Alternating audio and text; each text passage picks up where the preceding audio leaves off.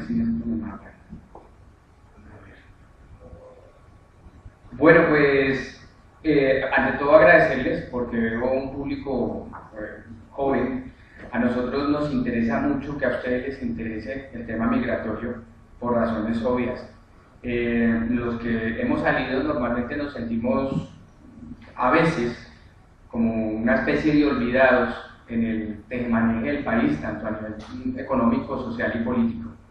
Y es curioso porque la impresión que tenemos es que la migración prácticamente es una especie de resumen de país. Migra el que es perseguido político, migra el que tiene dificultades económicas, migra el que quiere lograr mucha mejor cualificación para lo que ha aprendido en la vida, migra el que es discriminado por razones de sexo, o de orientación sexual o de religión. Es decir, en definitiva, migramos muchas razones son las que hay para la migración.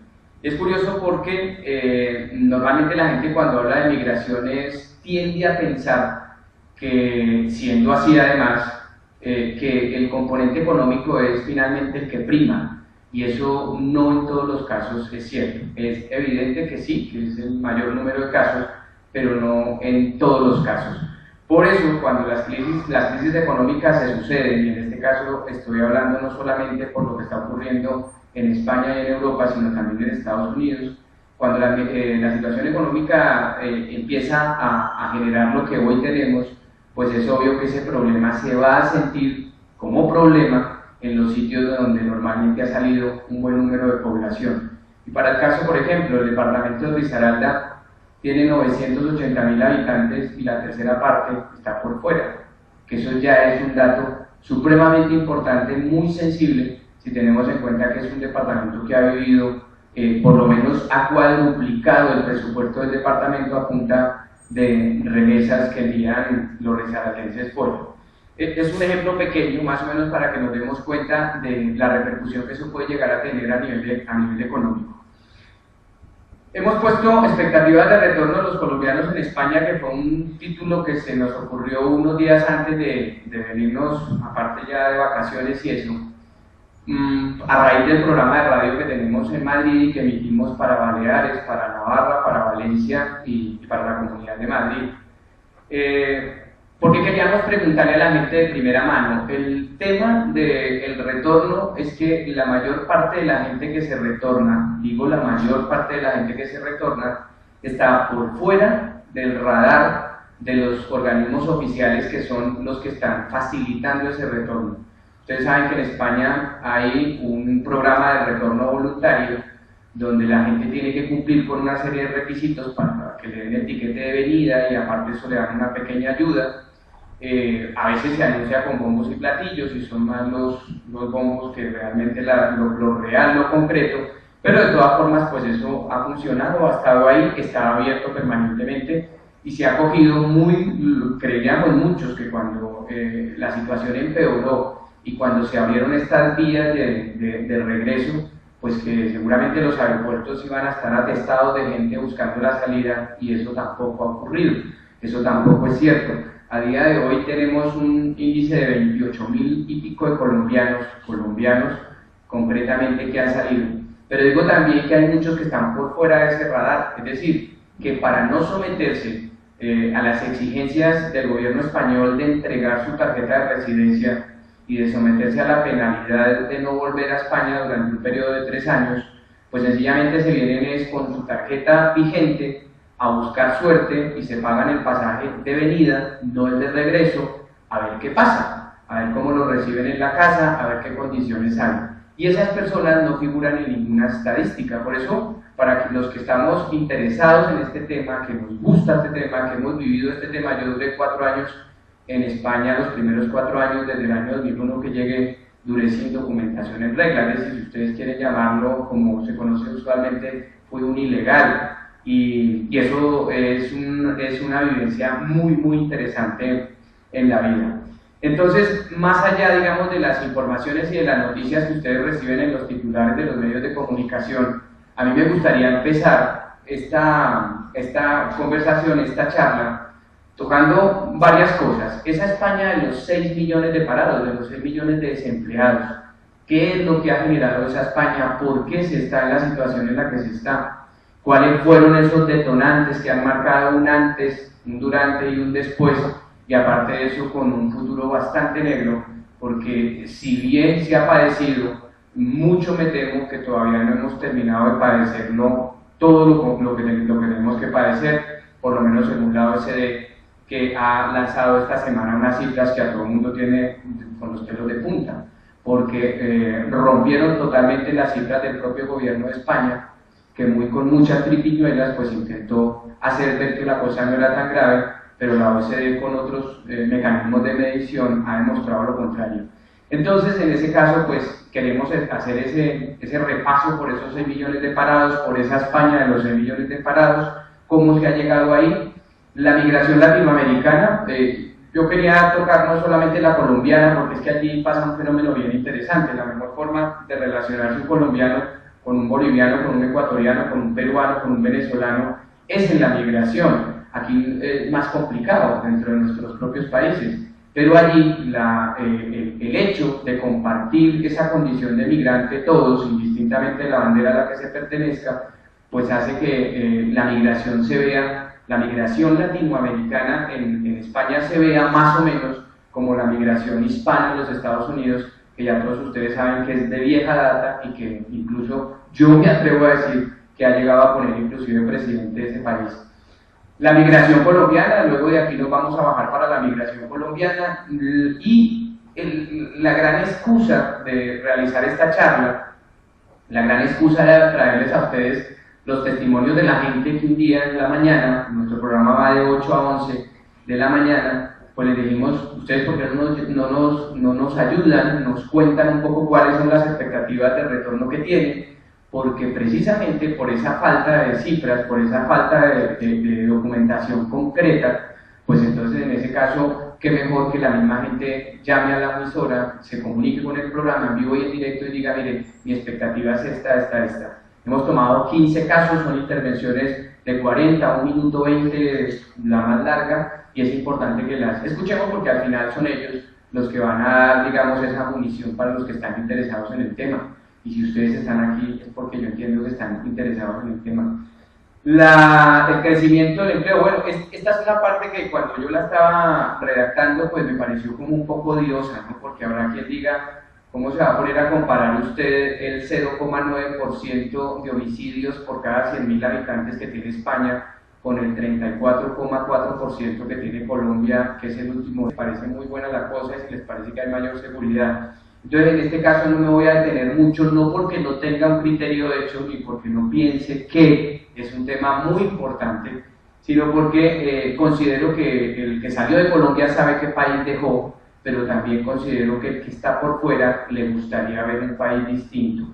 Y si efectivamente ha habido cambios, ha habido mejoras, pero cuando uno está allí y se presentan esos desequilibrios tan grandes en materia de seguridad, inclusive en materia de derechos de los trabajadores, pues en ese caso como que quisiera uno que el país pudiera seguir por esa senda o en materia de corrupción.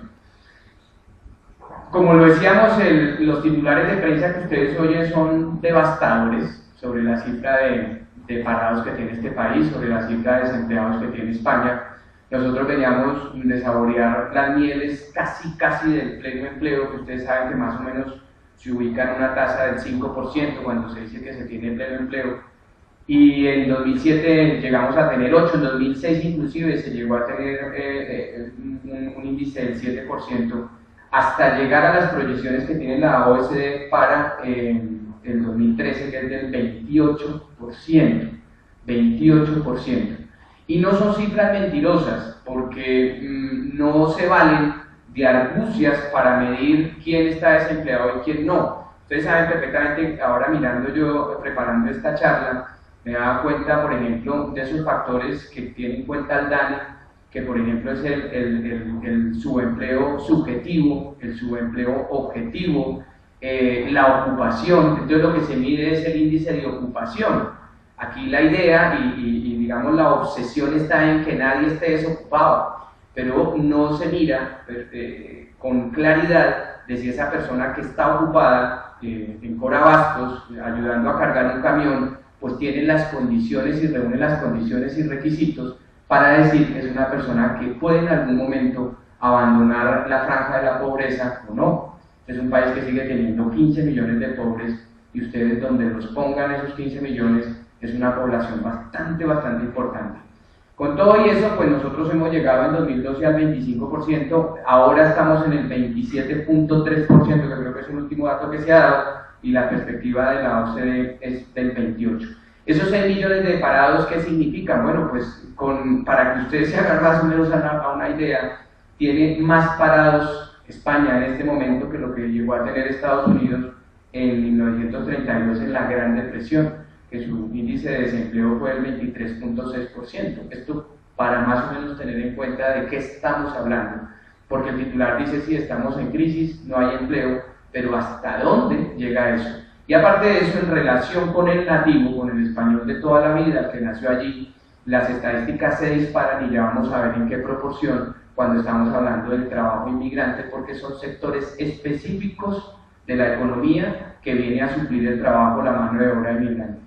Tenemos la población más población que la de 15 países de estos pequeños que conforman la Unión, y pues un dato que a mí en lo personal me parece muy preocupante, y es que en la generación mejor preparada de españoles está sin trabajo. El 41,7% de los jóvenes españoles no tienen trabajo, y es la generación más preparada. De hecho, se les ha dado a llamar los niños, que ni estudian ni trabajan, y muchos dicen, una generación perdida, y a España le va a costar mucho trabajo revertir esa situación, porque el índice no es un índice despreciable, todo lo contrario. Cuando decimos que nos estamos acercando a la mitad de los jóvenes en una situación como esta, pues es algo verdaderamente dramático. La población total nuestra, de España, es muy parecida a la nuestra, ¿no? Nosotros estamos más o menos bordeando los 47 millones, 46 algo, ¿no? Pues allí también la población viene siendo más o menos la misma, por eso las comparaciones pueden ser bien interesantes en ese tema. El endeudamiento público, ¿por qué voy a tocar y por qué están ahí los datos del endeudamiento público? Si se ven, ¿no? Porque ahí empezamos a encontrar las raíces o las motivaciones de la debacle económica en la que se encuentra este país. España le prendió una vela a Dios y otra al diablo, y el diablo está representado en el ladrillo, en el boom inmobiliario.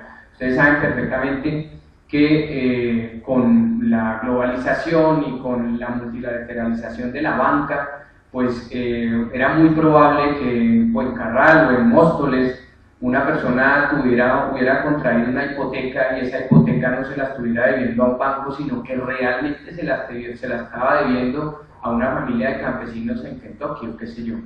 Por eso, precisamente porque esos títulos salieron al comercio internacional, y esto generó una debacle que ustedes saben que fue la crisis de la subprime en los Estados Unidos, y de ahí para allá, como si fuera un juego de dominó, pues eso vino a contaminar la economía mundial, y es lo que hoy tenemos.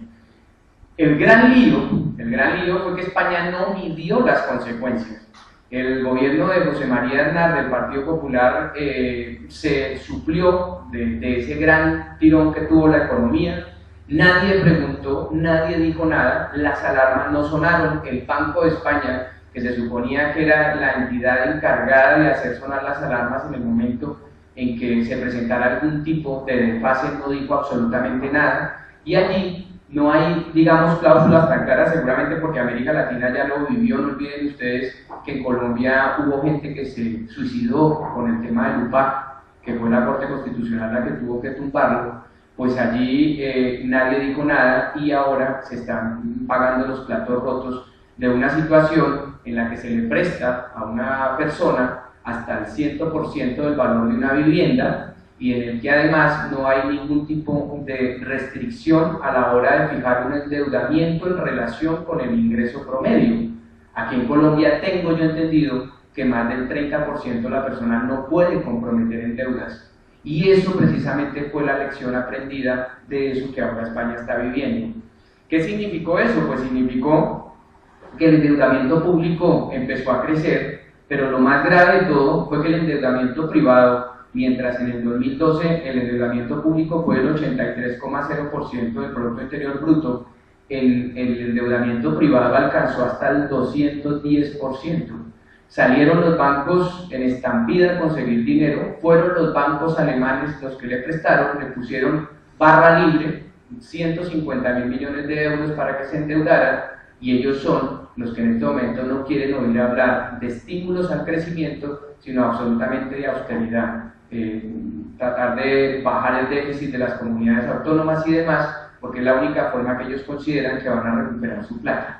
Y de esa forma, pues, ahí no hay ningún tipo de tema social que justifique absolutamente ninguna medida para poder incentivar el crecimiento de otra forma. Las previsiones, que eso ha sido materia de discusión entre la Comisión Europea y el Gobierno de España, es porque el Gobierno de España decía que el decrecimiento iba a estar en el 0,5%, la Comisión Europea le dijo que no, y prácticamente se lo triplicó al 1,4% para este año 2013, y que aparte de eso el déficit público entregaron unas cuentas un poco raras, como cuadradas un poco a la brava, con un déficit del 7%, el gobierno dice que estaba entre el 6,7 y el 7, y resulta que el déficit real, por lo menos lo que ha comprobado la Comisión Europea, es que está en el 10,2%. ¿Por qué incidir en esto? Porque es que a nosotros los ciudadanos nos están diciendo que nos están recortando en educación, que nos están recortando en salud, que nos están recortando en infraestructuras, en inversión pública, que porque el culpable ha sido el Estado por gastar mucho. Y eso es lo que muchos ciudadanos le estamos diciendo, eso no es cierto. Aquí el problema fue el elevado endeudamiento del sector privado, porque si nos atenemos a lo que ha sido el endeudamiento del sector público, por ahí no se puede encontrar el responsable de la crisis. Con la crisis, ¿qué vino lo primero? Pues la crisis fue primero la crisis del ladrillo, y automáticamente esas máquinas que ya hacían parte del paisaje, porque por donde quiera que uno pusiera la mirada en cualquier punto de España, pues se encontraba con estas grúas gigantescas, con la construcción a pleno tope, y en ese caso pues fueron precisamente esos proyectos los que tuvieron que pararse, porque entre otras cosas España estaba construyendo un promedio de 500.000 viviendas al año, en uno de los países o en el país de la Unión Europea con el mayor número de viviendas, de primeras viviendas en propiedad. Hay una obsesión del español por tener una casa, y si no tiene una casa no es nadie, y ese es el gran lío, que se fueron endeudando de la forma como los bancos ayudaron a que se endeudaran, porque mire, estos son casos reales. La gente venía pidiendo un préstamo para un piso que tasado honestamente, estaba costando más o menos 70.000 euros, pero le decían, no, nosotros le prestamos 150, con eso usted tiene que meter en el garaje, y aparte de eso se queda con un dinero para que lo amueble. Así ocurrió, y sin tener en cuenta en ningún momento las condiciones de pago que tenía esa persona, que se estaba haciendo a esa hipoteca, que luego le iba a significar todo un vivo como apartamento se está viendo. El aumento en el parque de vivienda, que es lo que ha precisamente generado y precipitado la creación de lo que llaman ahora un banco malo, pues es lo que tiene en este momento a la banca, y aparte de eso a las entidades públicas, especialmente las cajas, que sus órganos administrativos han sido controlados siempre por la política, y aquí fue cuando se unió lo político, ¿sí?, con lo privado, lo político con el empresariado, para crear una hecatombe de unas dimensiones gigantescas, porque el uno siempre le tapó al otro y el otro le tapó al otro, al punto de que incluso en el tema de recalificación de terrenos España tiene un asunto pendiente, porque la recalificación de terrenos fue precisamente la nota predominante. Todo el mundo quería construir, pero no había suelo, y el poco suelo que había, pues entonces se encareció, muy parecido a lo que ocurrió con la zona franca de los hijos de Uribe aquí en Colombia. La evolución en el comportamiento de la construcción de vivienda en España hasta entrar a la crisis del ladrillo, pues es la que estamos viendo ahí. ¿Qué llegamos con eso? Pues llegamos primero a reducir trabajos en el sector de la construcción, que era uno de los que absorbía un buen número de mano de obra inmigrante, ¿sí? Y es obvio que cuando se resiente, cuando esas grúas empiezan a desaparecer, cuando los proyectos quedan a medio hacer, cuando ahora son un verdadero monumento al despilfarro, pues los primeros que se van a la calle son los trabajadores, y en ese caso pues los trabajadores inmigrantes. Ahora vamos a ver un dato impresionante de cómo se puede calcular en millones de puestos de trabajo los que se perdieron por la crisis del ladrillo. Y obviamente viene la gente que se quedó con una hipoteca y que previendo que podía pagarla porque todo andaba muy bien, porque se ganaba por encima de los 1.900 euros, porque se tenía la furgoneta, porque en fin, porque todo andaba muy bien, porque era la España de la miel y de la leche, pues en ese caso la gente que se quedó con esas hipotecas está yendo a parar a la calle. Un juzgado tramita en promedio 510 órdenes de desahucio, que son 510 vidas, 510 familias, 510 historias que se están yendo a la cochina calle porque no hubo quien previera lo que hoy tenemos. Son cifras récord que inclusive están generando que mucha gente cuando llega a la policía a practicarle el desahucio la encuentren colgada de la viga. Lo digo literalmente, y yo creo que ustedes se han enterado también a través de los medios de comunicación que se ha llegado inclusive hasta el suicidio, porque no se tiene con qué pagar esas hipotecas y porque además tampoco hay donde meter la cabeza una vez lo saquen a uno de allí.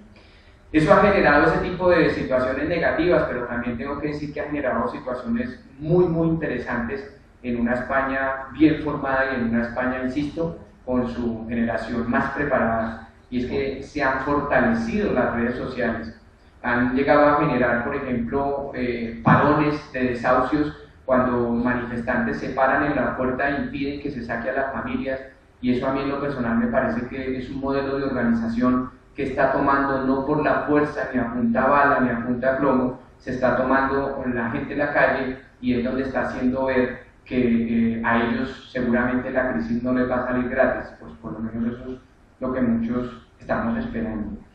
La evolución de la construcción de viviendas, ¿ya la tienen ustedes? Pues el 3,6% entre 2002 y 2007, ese porcentaje de aumento, a bajarse ya a un 3,5%. Hoy nadie construye en España, absolutamente nadie construye.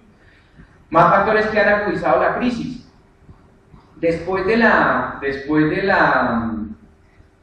muerte de Franco, España tenía que inventarse una fórmula con una especie de café para todos, y ese café para todos fue el garantizarle poder a los gamonales regionales, para que a los caciques regionales, para que ellos se quedaran siendo como una especie de reyesuelos en sus feudos y trataran de tener la fiesta en paz, hacerse pasito. ¿Qué ocurrió? Pues que se sacaron de la chistera la ley autonómica de las autonomías, y eso digamos que funcionó porque pacificó el país, porque permitió una transición aparentemente tranquila, ¿sí? Con algunos conatos como el de Tejero y tal, pero logró que el país se partiera en 17 comunidades autónomas, ¿no? Y ustedes saben perfectamente, hoy precisamente los titular de la portada del diario El País del día de hoy es interesante por eso, porque dice mucho de lo que está pasando en España, en la España actual. Y es que el gobierno va a impugnar, ya anunció que va a impugnar la ley de autonomía de Cataluña, que también fue aprobada, porque aquí lo que se va es a luces claras a una secesión de Cataluña, eso está absolutamente claro. Y eso, hablando de España, un país que ha pasado por dos repúblicas, que ha pasado por guerras civiles, que se ha destrozado a sí mismo, pues no estamos hablando de un tema pequeño, es un tema muy serio, y seguramente pues de ahí se va a hablar mucho. Lo que, continuando con este tema de las 17 autonomías, es que son 17 parlamentos autonómicos, 17 televisiones que le generan, por ejemplo, las solas 17 televisiones públicas están generando un gasto anual de 350.000 millones de euros, que eso es mucho dinero, muchísimo dinero. Y aparte de eso, pues da la impresión que en lugar de irse conteniendo, pues esas 17 administraciones autónomas lo que han ido es creciendo. Muchos analistas, no lo digo yo, lo dicen los analistas consultados, pues dicen que el gasto público en España está desfasado entre un 21 y un 25% por ese reparto político que se tiene tan particular, tan curioso, porque al final no son estados federados, ¿sí?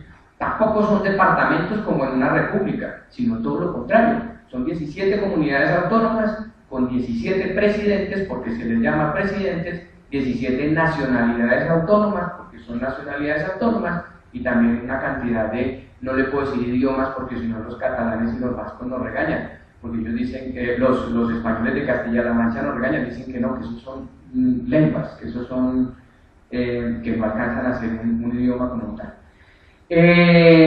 Las comunidades autónomas, ahí tienen ustedes un poco ya los datos de lo que eso ha significado. Si buscamos más razones que han acelerado la catástrofe económica, pues los vamos a encontrar en la corrupción, que ahí es donde uno más o menos entiende dónde venimos. España es un país supremamente corrupto,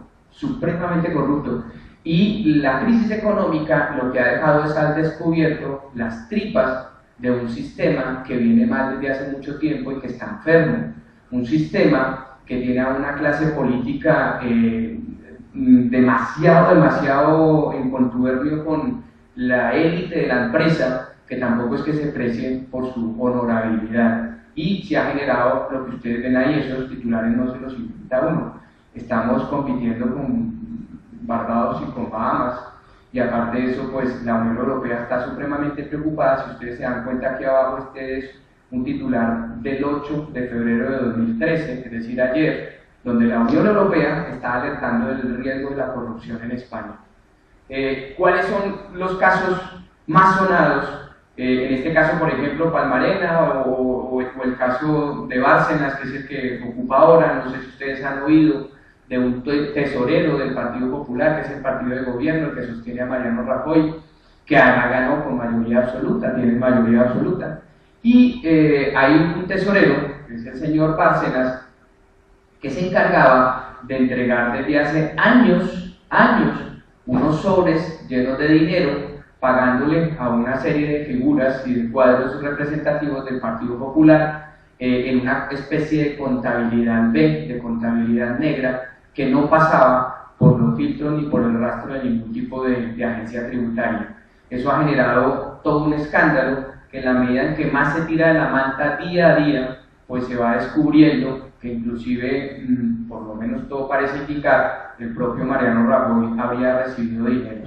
Y hoy ese señor, el señor Bárcenas, este ex tesorero del Partido Popular, que inclusive hasta este año tuvo oficina en la sede del Partido Popular, chofer pagado por el Partido Popular, coche oficial pagado por el Partido Popular, pero que el Partido Popular en este momento dice no sé, no sabe, no responde, no lo conocemos, pues ese señor tiene comprometido, yo me atrevería a decir, el propio término de la legislatura de Mariano Rajoy en el poder, porque las acusaciones que se hacen son muy graves, y porque aparte de eso, si esto hubiera ocurrido, si este escándalo hubiera estallado en el momento de las vacas gordas, pues seguramente a nadie le hubiera importado, porque en la fiesta rico normalmente nadie se preocupa por lo que va a pasar. Pero en este caso, pues sí, da grima saber que este hombre tenía más de 23 millones de euros en paraísos fiscales, y que en España nos estemos teniendo que aguantar los recortes de un gobierno de donde él precisamente era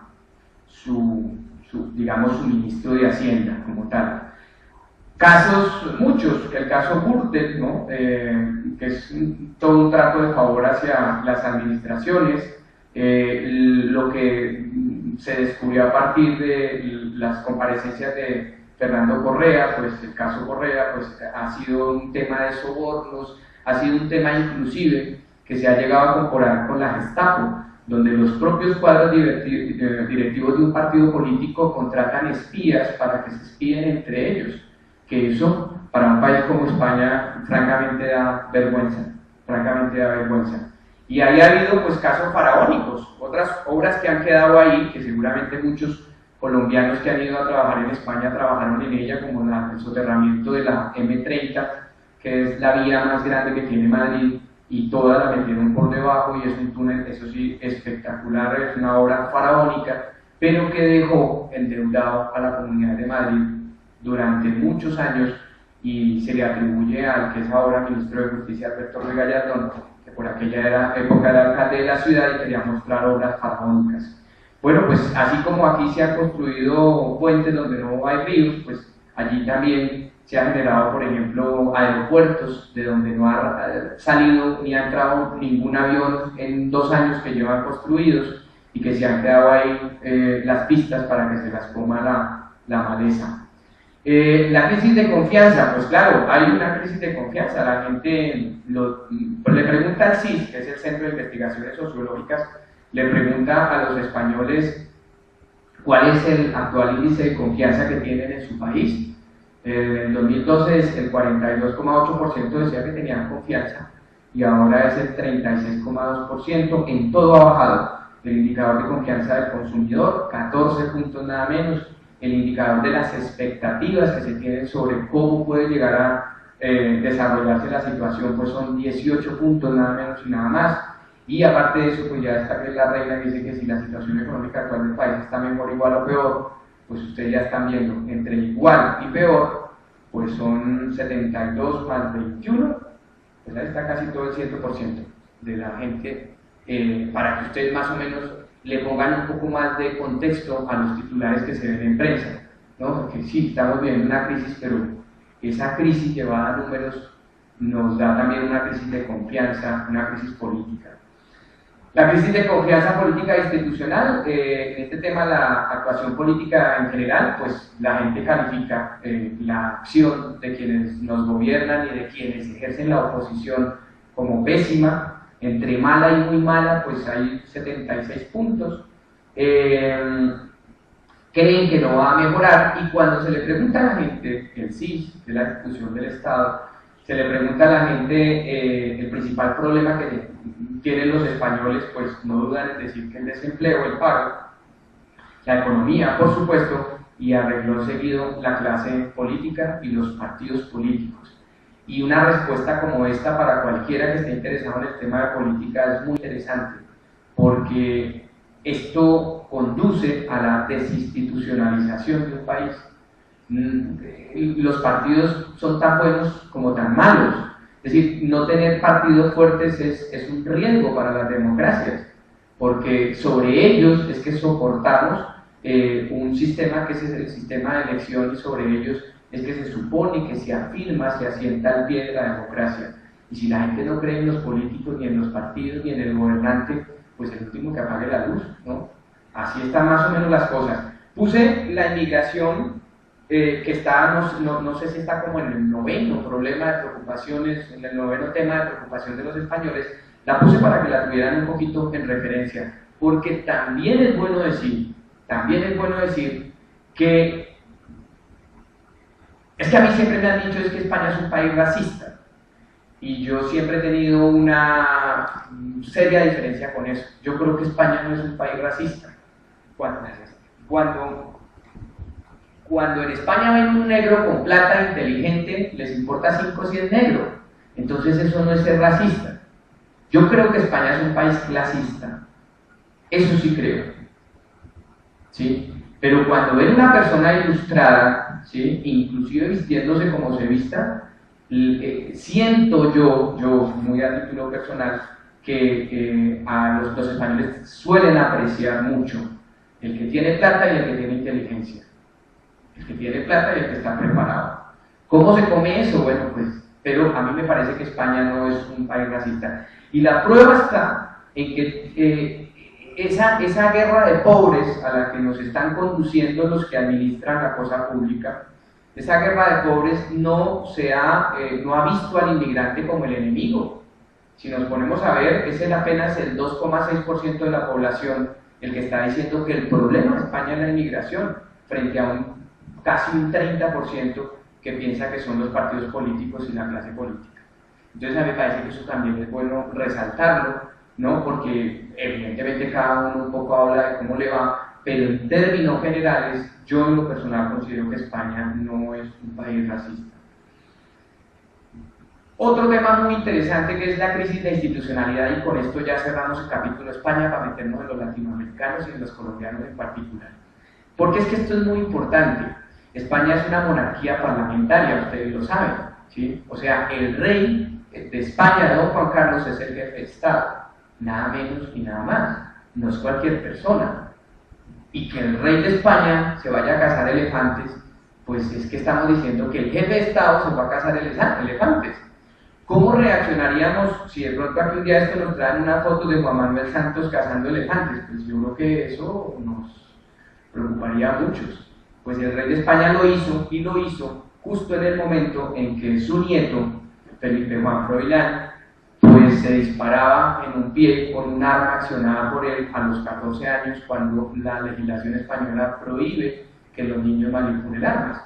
Eso, mejor dicho, como para acabar de completar, ¿no? Y aparte de eso, pues hay que tener en cuenta que las armas en la historia de la familia real ha sido nefasta. Yo no sé si ustedes sabían que Juan Carlos, por accidente, mató a su hermano, Alfonsito, y lo mató con un arma. Y no sé si ustedes sabían que a Juan Carlos lo educó y vivió y compartió absolutamente todo con el dictador Francisco Franco. No sé si ustedes sabían eso. Pero Juan Carlos, la condición que le puso Franco al don Alberto, era que, a don Alfonso, era que él tenía que mandarle a Juan Carlos, muy pequeño, se fue Juan Carlos a la zarzuela, tenía que mandárselo porque él era el que iba a garantizar la educación y la formación del que iba a ser el futuro rey de España. O sea, con eso se garantizaba que hubiera una especie de rey franquista. Entonces, bueno, hay una cantidad de historia que si les inquieta pueden encontrar en YouTube, hay muchos videos de ese tema. Y aquí entonces está la joya de la corona, nunca mejor dicho, que es el tema del caso Urdangarín.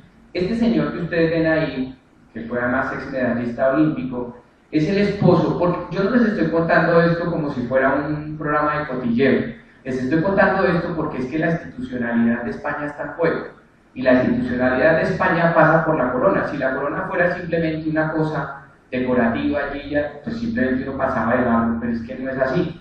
De hecho, si ustedes se dan cuenta, esta encuesta que también se ha hecho entre monarquía parlamentaria y república, pues la república ha venido ganando cada vez más ascenso en la medida del desgaste de la corona, ha venido ganando la idea de retornar al modelo de república en España. El caso de Urdangarín es curioso porque él es el esposo de la infanta Cristina, que es la hija del rey, es decir, es el yerno del rey, y está absolutamente comprobado que se aprovechó de su condición de duque de Palma. Entre otras cosas, en Palma le quitaron ese ducado y han empezado a cambiar el nombre de las calles que llevaban el nombre del duque, y se aprovechó de esa condición para, a través de una fundación, ¿sí?, lograr dinero público que entrara a sus arcas, y aparte de eso abrir una serie de cuentas en el exterior. Vamos a dejar esto ahí porque no quiero aburrirlos, sino vamos a entrar ya directamente al tema de la migración latinoamericana en España. Esto era porque me parecía interesante que tuviésemos un contexto de lo que está pasando en este país, y que si ustedes se van hoy a la portada de la versión en internet del periódico El País, todos estos temas lo van a reconocer porque están de palpitante actualidad ahora. Tenemos cifras de los colombianos, de los ecuatorianos, de los bolivianos y de los peruanos, que son los colectivos más representativos latinoamericanos en España, de cómo ha habido un descenso. Hasta 2010 siempre se mantenía un aumento de la población latinoamericana, de entrada de latinoamericanos en España. Desde 2010 hasta el 2012, pues ustedes pueden ver cómo las cifras han ido decreciendo, y en este caso pues algunos colectivos acusan una salida mayor que otros. Si nosotros comparamos, ¿por qué digo que los datos oficiales del retorno son distintos a los que tenemos aquí? Pues porque si comparamos estas cifras que son de empadronados, es decir, el alta que uno tiene que ir a dar en el barrio donde reside, o en la comunidad donde reside, o en la ciudad donde reside, en el ayuntamiento, y uno dice, mire, yo soy fulano de tal y vivo en tal casa, eso se llama empadronamiento.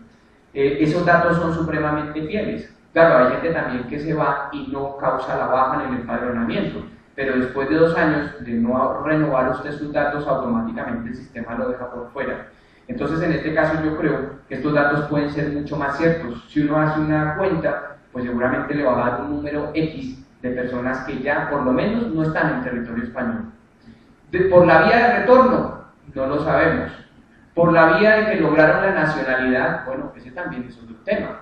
porque es que la nacionalidad en este caso en España para los latinoamericanos, no sé si ustedes saben que nosotros, por haber sido excolonia, podemos pedir la nacionalidad después de 2 años de tener residencia legal en ese país, un estatus regularizado.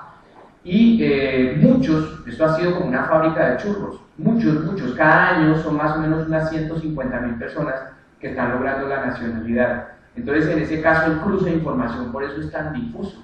Por eso es que nadie en este momento puede levantarse y decir, yo tengo los datos exactos del número de retornados a Colombia o a Ecuador o a Perú. No hay posibilidad de saberlo, no hay posibilidad. Bien, lo que sí está claro y es medible son los sectores de la economía en los que más se está empleando obra inmigrante, de obra latinoamericana. El sector de servicios, que incluye las empleadas de hogar y la hostelería, tenía mucho más de la mitad, el 59%, y de ahí para allá pues sectores muy sensibles como la construcción, la industria y la agricultura.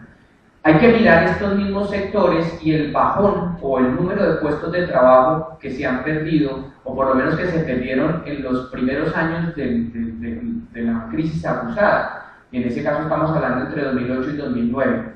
El sector de servicio y hogar, ¿por qué se resiente un poco menos?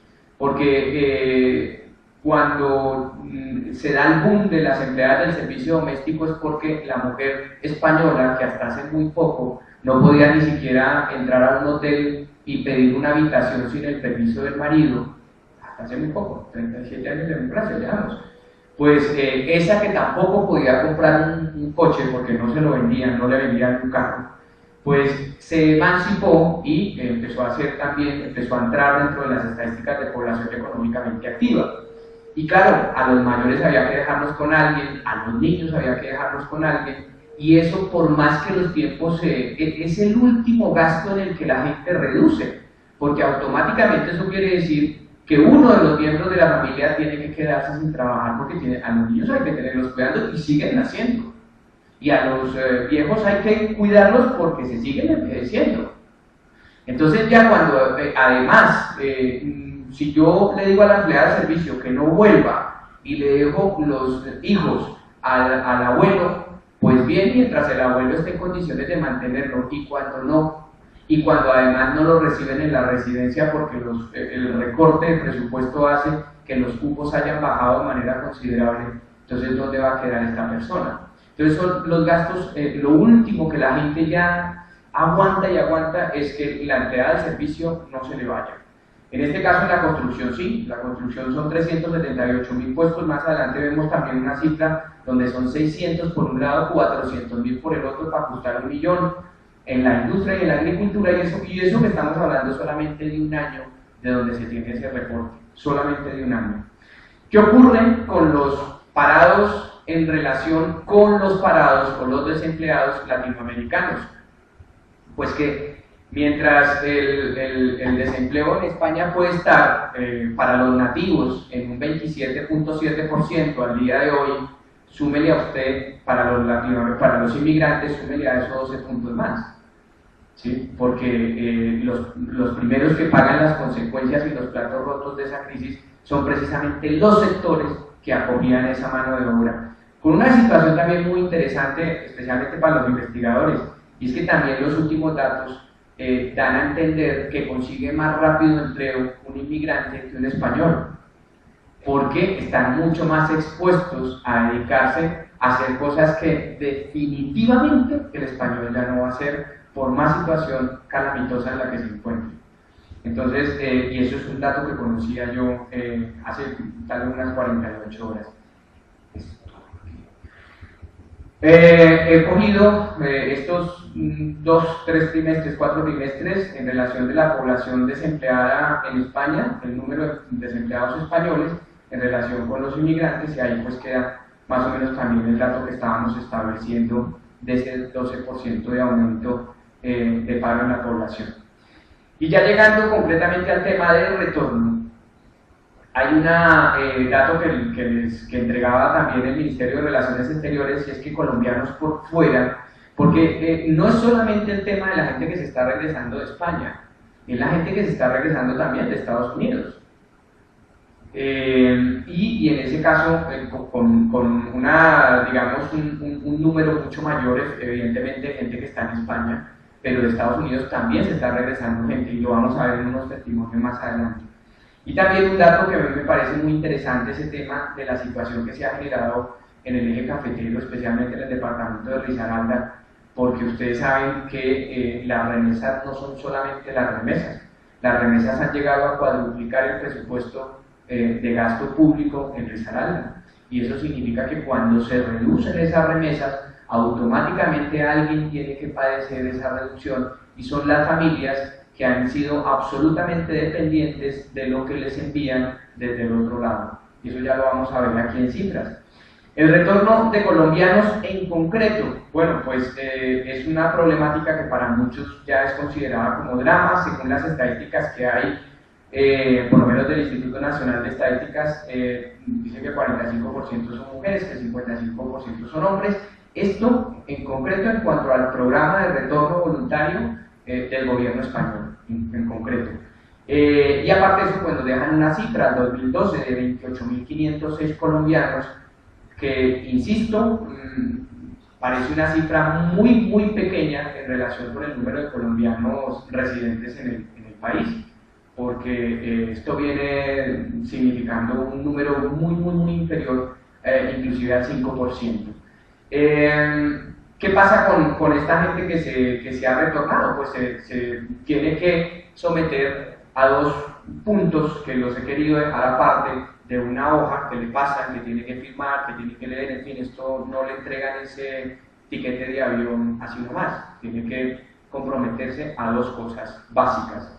Primero, tiene que entregar la tarjeta de residencia ante la autoridad consular o a la embajada, y aparte de eso tiene que comprometerse a que a España no vuelve por lo menos en 3 años, y habrá que ver si en 3 años, ¿no? Porque ya muchos ya están cumpliendo 3 años de haberse ido, habrá que ver si España en este momento les dice que no, porque ya casos se han dado y España a veces no ha respetado esos compromisos, también hay que decir. Las consecuencias por ese bajón, los que tocan el tema de las remesas y han estudiado mucho ese tema, dicen que las remesas generan dependencia, que las remesas generan también abandono de tareas productivas, especialmente en zonas agrícolas, que las remesas generan una dependencia de circunstancias laborales que están favoreciendo especialmente la salida de los más jóvenes, porque yo tengo ya mi tía, mi primo, no sé qué, entonces él va a mandar por mí, ella va a mandar por mí, que las remesas están destinadas a comprar precisamente lo que aquí se importa, entonces las zapatillas del muchachito, las Nike, no sé qué, porque nosotros en la época de las vacas gordas, y este es un llamado de atención para los que gestionan la política pública en tema de inmigrantes, nosotros no hemos sabido gestionar el tema de las remesas. No puede ser posible que cuando en este país las remesas llegaron a significar inclusive el segundo renglón generador de divisas, a estas alturas de la vida nosotros tengamos que estar viendo un desfile de pobres en retorno porque no fuimos capaces de administrar ese tipo de cómo, y muchos se preguntan, ¿y cómo se administra? Formas hay muchas, hay países que nos han dado lección en relación con eso, y ese dinero hubiera podido servir para generar de verdad nichos productivos, pero en este caso se ha quedado exclusivamente para pagar arriendo, la comida y los caprichos de los niños, que entre otras cosas, si no se les cumple con eso, desconocen a los papás y ellos desde por allá, a punta de teléfono, pues es la única forma que tienen de autoridad con los hijos que les queda. Entonces eso es muy complicado. Aquí tenemos el dato más o menos hasta 2011, no encontré el otro, sobre cómo ha sido y cómo ha significado ese bajón de las remesas, y pues ya hemos llegado a unas situaciones más o menos como estabilidad, ¿no? Como a cero, o sea, ni crecen, ni van para allá ni para acá, pero de todas formas hay que tener en cuenta que las teníamos súper subidas, especialmente por allá por el 2005, y se incrementaron incluso hasta un 30%. Este es el plato fuerte de nuestra intervención del día de hoy, para que no se nos aburran y ustedes oigan una voz distinta. Estas son las voces de los colombianos que se encuentran en España, en Madrid en concreto. Son las voces que un día llamaron al programa de radio que tenemos, y ustedes van a oír, son sonidos telefónicos, donde ellos mismos hablan de su expectativa de retorno, Y pues en ese caso vamos a empezar con Marjorie, que ya llegó a España proveniente de Bogotá. Vale, hace 13 años vivo aquí en España, soy de Bogotá, y nada, la expectativa que yo quiero es que lo de la Seguridad Social, el convenio que hay entre Colombia y España, que no lo hagan tan difícil, que nosotros nos sea fácil arreglar esa situación, que no tengamos que pagar abogado para arreglar esa situación, que lo que hemos pagado en nuestro país de Seguridad Social que nos la respeten, porque uno va a mirar, ha pagado 10, 15 años y va a mirar y tiene 3 años. No sé si no solamente los que estamos aquí en España nos pasa eso, o los que están allí también, pero la mayoría de amigas que están haciendo eso han pagado 20 años y resulta que van a mirar y tienen 5 años nomás. Entonces, ¿por qué nos hacen eso? ¿Cuándo nos vamos a jubilar? ¿Cómo? Que nos arreglen esa situación. Esa es mi preocupación, porque es lo único que tal vez me va a quedar a mí. Es una pensión, pero ni allí ni aquí, porque si se están pasando la pelota, no, en tu país tienen que arreglar eso. No, que en España, no. Entonces, por favor, que eso dejen de la mejor manera para que nosotros mismos podamos hacer ese papeleo. Hay un convenio de seguridad social firmado entre el Reino de España con Colombia, con la mayoría de países latinoamericanos. Sí, yo me llamo Acene y soy de Pereira, y lo tengo muy claro. A ver, cuando uno tiene una profesión clara y cuando uno no ha conseguido ahorros después de 13 años de estar fuera del país, volverse con las manos vacías es muy difícil. Mejor quedarse por aquí, porque una persona con 51 años, si no tiene una profesión, si no ha conseguido, ¿qué va a hacer en Colombia? Carlos, de Medellín. Mi nombre es Carlos, soy te llamo de Alcorcón, soy de Medellín, y en caso de regresar me gustaría encontrar primero que todo una ciudad con seguridad, en donde no te maten por cualquier tontería, que haya un ambiente de seguridad no relativo sino real. Eso sería lo primero. Lo segundo, aquí pues tengo un oficio, soy autónomo, y me gustaría que hubiera allí también apoyo para este tipo de emprendedores, para poder llegar uno allí a trabajar, como tenemos aquí algunos apoyos, algunas cosas. Eso sería algo bueno para esto. Y lo último sería el hecho de la seguridad y la educación, la salud y la educación, que fuera algo que corriera por cuenta del Estado, como tiene que ser, porque para eso se pagan los impuestos. Eso sería como lo primordial para mí. Hoy por hoy, según están las cosas en Colombia y según la gente con la que he hablado, creo que las condiciones no están dadas, y desafortunadamente todavía a los colombianos nos queda mucho trecho para recorrer y poder llegar a encontrar esas condiciones. Yo creo que esa sería mi expectativa. Yo soy Claudia González, soy de Cali, que realmente yo sí me quiero ir. Y está muy pronto en mi vida. Entonces, lo que también muchas personas no han dicho y que también falta es que cuando nosotros vayamos allá, yo que estoy allá hace un mes, realmente también psicológicamente uno va un poco golpeado desde acá. Segundo, las expectativas que hay de trabajo, pues uno quiere ir a trabajar de lo que uno ha estudiado aquí. Yo estoy aquí auxiliar de enfermería. Soy enfermera también hace muchos años, pero igualmente aquí volví a estudiar.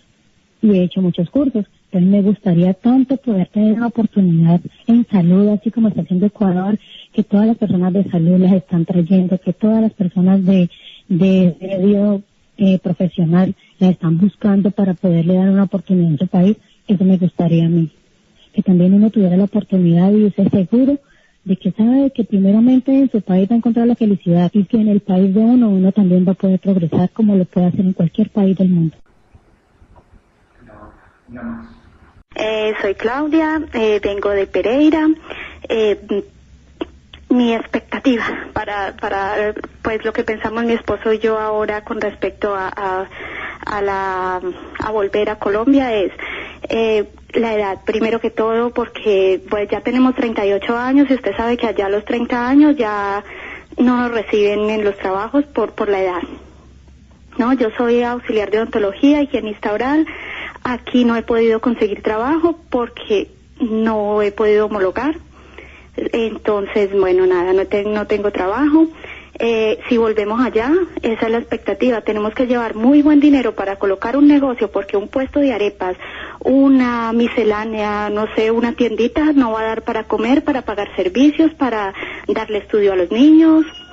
para pagar seguro social, porque es lo que más nos preocupa, pagar una seguridad social allá, para poder pues tener atención sobre todo para los niños. Sí, señora. Además de que hay que empezar de cero, ¿no? Empezar a comprar camas, de todo. Entonces, eso es. Gracias por el programa, me cae como anillo al dedo porque me encuentro precisamente en ese dilema. Mi nombre es Joana, soy de Bucaramanga. Animar a las personas que quieren seguir estudiando aquí, porque ese ha sido uno de los motivos por el cual yo no sé si quedarme. Mi pareja está loca por devolverse y yo soy la que estoy como frenando la situación, ¿no? Ya llevo 2 años en España, agradecida con la vida y con lo que he conseguido aquí. Me vine de allí pues obviamente buscando un futuro que creo que al devolverme pues podría tener, pero llegué aquí pues muy jovencita y ya son 12 años y considero que tienen mucho mejor futuro aquí los niños, ¿no? Hasta ahora he podido hacerlo de mis estudios, Colombia de psicología, y pensé que siempre era muy complicado poder aquí estudiar o homologar o en fin. Y ahora mismo he podido retomar mis estudios en Colombia. Yo cuando estudié pagué semestres de 1.800.000, hablo ya de hace 15 años. Entonces ahora mismo he pagado por un año 65 euros. Uh-huh. Son situaciones que te planteas y dices, sí, tu tierra es muy linda por el clima, por la familia, porque allí naciste y obviamente allí quieres terminar, ¿no? El resto de tus años, cobijado pues con tu ambiente, tu clima, tu cultura, tu familia, etcétera, etcétera. Pero bueno, yo quisiera también escuchar a la gente que ve positivo el hecho de devolverse para yo, claro. Yo qué hago, claro. Porque estoy la verdad estoy en una situación bastante complicada. Unos días digo sí, pero otros días me levanto y digo no. Vale, pues yo soy Jorge Jaramillo, vengo de Pereira, llevo viviendo aquí 13 años y me gustaría regresar en algún momento a Colombia. Lo que pasa es que no veo las expectativas claras ahora mismo. Dentro de las cosas que me gustaría que se pudieran ver es que nos tomaran no como gente individual que salió y que algún día volverá, sino como un grupo productivo real. Así como se toman los caficultores, los agricultores en general y el sector industrial, porque en este momento los inmigrantes estamos en crisis, o sea, el sector inmigrante está en crisis.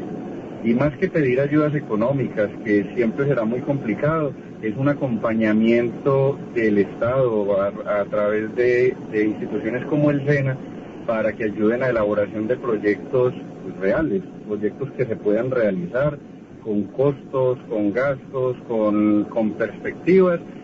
Y otra cosa muy importante es la legislación actual en Colombia, que como varía con la de aquí, pues mirar a ver todo lo que es el tema de seguridad social y eso, o sea, asesoría. En sí, asesoría y una línea de créditos blandos, con intereses blandos basados en un proyecto a realizar. Esa sería mi contribución y mi idea, Álvaro. Soy Marcela, soy de Bogotá.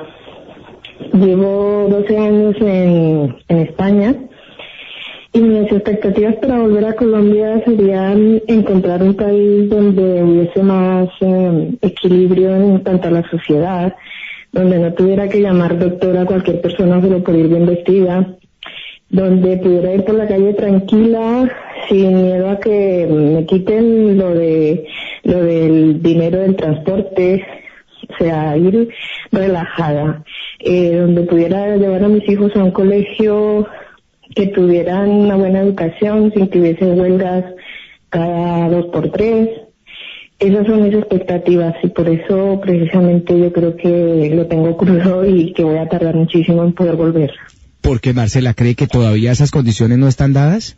No, sí, yo fui hace un año y la verdad que pues tú esperas encontrar, llevaba 6 años sin ir y yo esperaba encontrar en Bogotá, ha mejorado muchísimo la infraestructura, hay muchas construcciones nuevas, está todo muy bonito Es más, sentí que estaban como en plena burbuja cuando estábamos aquí hace 5 años, se ve todo el progreso, la gente endeudándose con coches nuevos, o sea, está todo maravilloso en cuanto a que te puedes endeudar si tienes una nómina y todo, como estábamos aquí hace 5 años.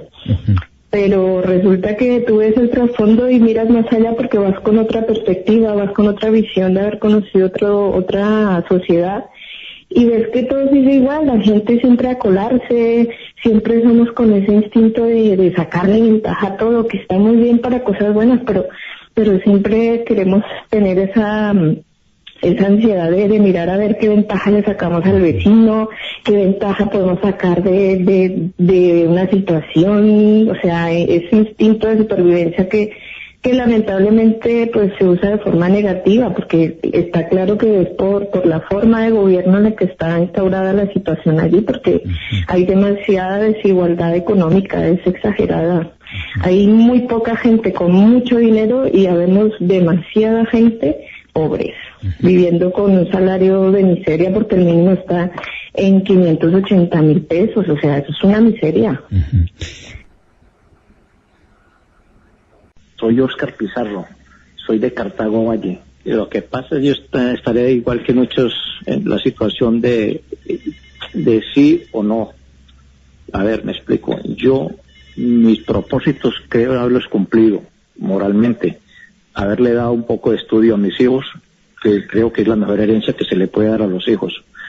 Sí, económicamente tengo muy poco, pero cuento con algo en contra que es mi edad. Tengo 56 años.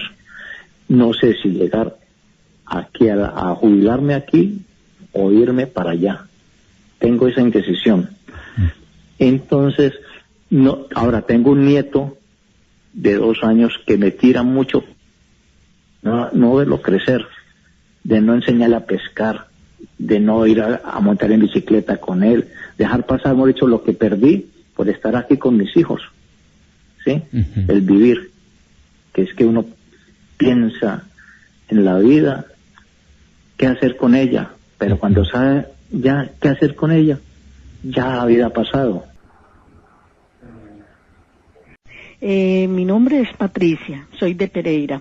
Y quiero aportar una pequeña idea acerca del tema de las perspectivas. Yo pienso que más que eso son como las dudas y los miedos a tener que regresar a nuestro país sin tener. Yo llevo 14 años en España y estoy totalmente desactualizada de todo lo de Colombia y quisiera que a los que nos queremos regresar o que por obligación muchas veces tenemos que regresar por la situación, pues nos tengan en cuenta en muchas cosas, como es los créditos, la vivienda.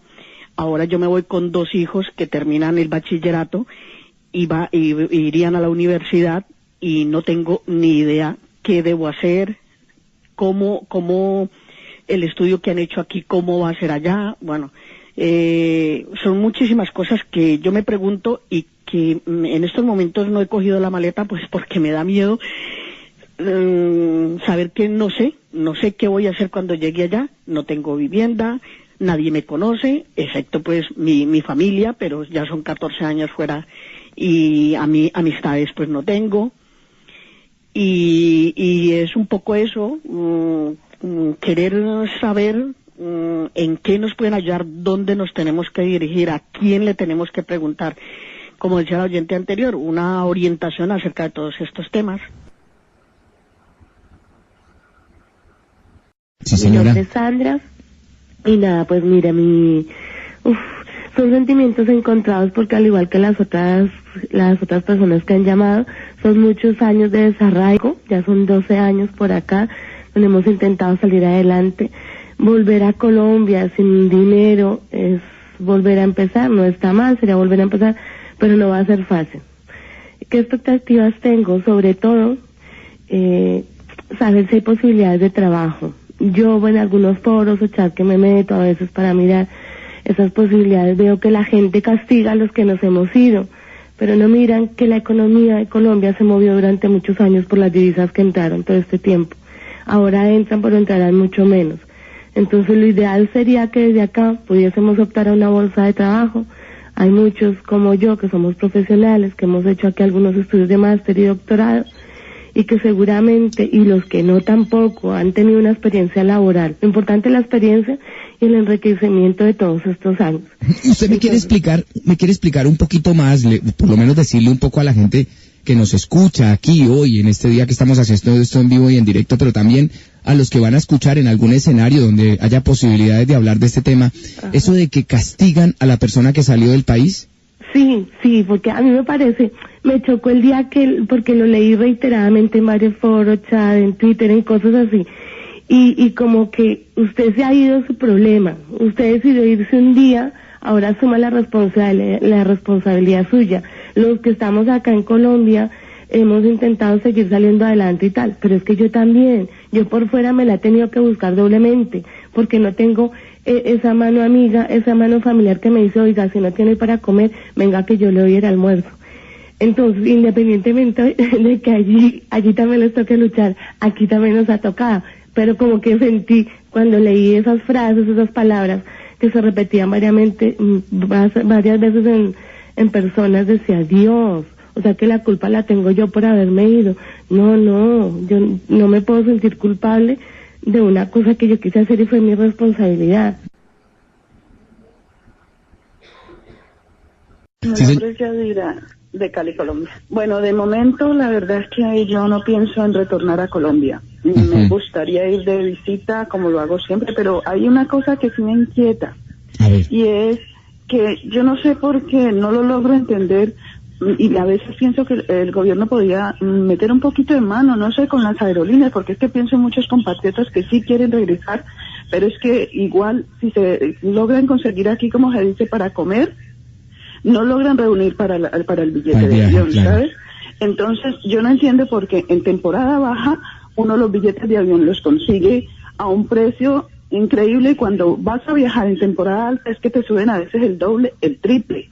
Yo no sé si es que en Colombia no pueden controlar un poco eso, hombre, que hay mucho colombiano que quiere regresar, porque tengo amistades que quieren regresar, pero es que si tienen unos ahorros allá, dicen, ¿cómo nos regresamos a gastarnos lo que tenemos allá si no hay un apoyo, no hay una cooperativa, algo de los emigrantes para que puedan invertir en el propio Colombia? Muchos están en ese plan, pero te lo digo que es muy difícil, no hay ningún apoyo realmente del gobierno colombiano, pero por favor, es que algo se tiene que hacer, es que todo el tiempo, vale, al caído, caele, y eso lo sabemos de toda la vida. Bien, pues bueno, esas son un poco las opiniones, recogimos muchas más, pero pues esas son un poco las que queríamos que ustedes escucharan para no cansarlos. En resumen, sí, hay mucha gente que está en ese proceso. Hay otros que se los digo como la gente más o menos lo piensa, es decir, yo en últimas prefiero ser pobre aquí en España que miserable en Colombia. Se sobrelleva mejor la pobreza en un país donde al final, si te quedas sin empleo, pues y has cotizado, tienes una prestación por desempleo. Se te acabó la prestación por desempleo, pues tienes una ayuda ahora mismo con toda la crisis de 450 euros al mes. Entonces son condiciones que ya la gente que salió sabe perfectamente cuál es y cómo es el comportamiento del mercado acá. Yo hice un viajecito por Pereira y por Armenia para recoger un poco los testimonios de gente que ya se ha regresado y de gente que tiene familiares allí y lo que cuentan. Lo que pasa es que, insisto, no quiero aburrirlos, pero les voy a resumir algo, y es por ejemplo el caso de uno de los chicos que dice que le tocó inclusive, llegó de un año a Barcelona, porque su padre es catalán y su madre es colombiana, y se vino de paseo, de vacaciones, y decidió quedarse, pero le tocó meterse a la Universidad del Quindío a aprender a hablar colombiano, porque cada vez que abría la boca pues era como una especie de facturación adicional, ¿no? Entonces la comida se la cobraban más cara, los viajes se los cobraban más caros. Entonces digo, yo harto de eso, pues decidí tomar clases de dicción colombiana en la Universidad del Quindío para poder hablar como colombiano. Y bueno, casos muchos, de gente que está hacinada, son testimonios de familiares a pesar de que son familias que están hacinadas, viviendo hasta 5 y 6 en una sola habitación, compartiendo con otras 2 familias o 3 familias en un piso de apenas 3 habitaciones, por ejemplo, pues deciden continuar, porque están a la expectativa de que las cosas cambien. Y a mí eso me llama mucho la atención, mucho. Yo les puedo también, si ustedes quisieran, yo les podría contar también mi historia personal, pero no vale, así no vale. Pero lo cierto es que el tema de tomar un avión y volverse, recuperar afectos, el simple hecho de que ustedes por un momento se pongan en la ropa del padre o la madre que dejó a esos hijos hace 5, 7, 10 años y que solamente reconocen autoridad a partir de lo que les envían, pero que resulta que de un momento a otro se quedaron sin poder cumplir con esa obligación mensual, ¿quién recupera esa autoridad? Es muy complicado. Y la familia, otro de los testimonios que está ahí es, por ejemplo, de 2 chicas que son hermanas que se fueron a ejercer la prostitución y los principales que están intentando de que no se vuelvan y que sigan trabajando son precisamente la mamá y el papá, porque les ha tocado dejar el apartamento que tenían en el norte e irse a vivir al sur, con el trabajo de las chicas, porque a ellas también les han reducido la jornada de trabajo. Entonces, son situaciones muy duras y son casos muy duros, y yo les quiero agradecer precisamente por eso, porque ustedes se han podido acercar un poco a esta historia. Yo espero que no los deje dormir esta noche, pero sí que piensen que gente como ustedes, colombianos como ustedes, tan colombianos como ustedes, que en algún momento decidieron abandonar el país, como les puede llegar a pasar a alguno de ustedes, no sé si alguno de los que está aquí ha tenido ya esa experiencia, pero en una decisión porque se quieren ustedes profesionalizar más, porque quieren adquirir más conocimiento, quizá no por razones económicas, aunque nunca se sabe, pues esa salida, sea por las razones que sean, no es fácil, y siempre se tiene que lidiar con el hecho de reinventarse nuevamente, de llegar a un sitio a más de 9.000 kilómetros de distancia, lo digo concretamente con el tema de España, y saber que hay que empezar por volver a ser amigos, por reconocer los sitios y por tratar de empezar a hacer historia en un sitio donde no se tiene. Entonces, claro, esa es otra ventaja con la que muchos hemos contado, porque afortunadamente migrar es como nacer 2 veces.